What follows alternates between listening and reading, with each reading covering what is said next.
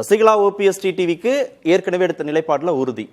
பாஜகவுடனான கூட்டணி நிலைப்பாட்டில் கொஞ்சம் கொஞ்சமா டோன் ஆகிற திரு அண்ணாமலை அப்படிலாம் சொன்ன மாதிரிலாம் எனக்கு தெரியலையே அப்படின்ற இடத்துக்கும் அவர் வந்துட்டார். திரு அண்ணாமலையும் அண்ணான்னு ஒரு இணக்கம் காட்டுகிறார். திரு இபிஎஸ் நோக்கும் போது ஒரு சந்தேகம் வருது, ஏதோ ஒன்று நடக்குதோ பின்னாடின்னு ஒரு சந்தேகம் வருது.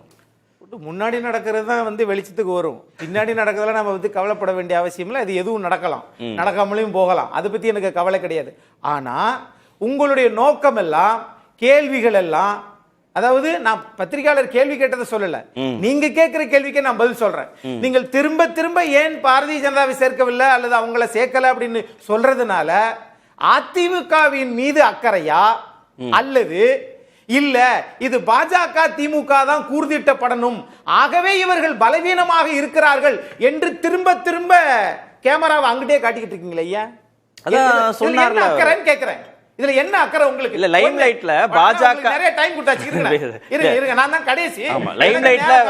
லைம் லைட்ல பாஜகவும் வந்துருச்சு, அவங்கள வர வைக்கிற வேலையை திமுகவும் பண்ணுது, அதுல எங்க ஏடிஎம்கேக்கு ஸ்பேஸ்? பாஜக வந்துருச்சுன்னு நீங்க தான் சொல்றீங்க சார், எப்படி சார்? இங்க சார் இப்ப நேத்து முந்தா நாள் மீட்டிங் நடக்குது சார் இங்க ஐடிசில, தொகுதி மறுவரையறை மேல போயிட்டே 9 மாசம் போகாம இன்னொன்னு தான் சார் போய் கூட்டிட்டு வந்துச்சு அவங்களையே. ஆக இங்க என்ன நீங்க நிறைச்சா நேர ஆட்சிக்கு வந்துருமா?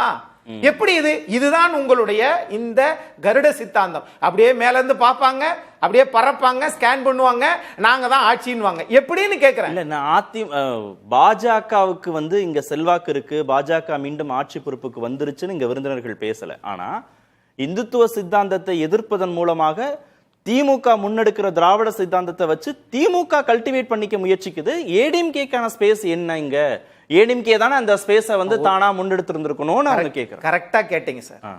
இங்க திராவிட சித்தாந்தம் திமுக பண்ணுது, மத்திய அரசு பாஜக அவங்க இந்துத்துவ சித்தாந்தம். இந்த ரெண்டு சித்தாந்தங்களுமே தமிழ்நாட்டுக்கு என்ன நன்மையை செஞ்சுச்சு? நாடக சித்தாந்தம் இது, அதை முதல்ல புரிஞ்சுக்கோங்க. இப்ப நான் சொல்றேன், தொகுதி மறுவரையறை இதனால என்ன ஆக போகுது? நீட்டு விளக்கு என்ன ஆக போகுது?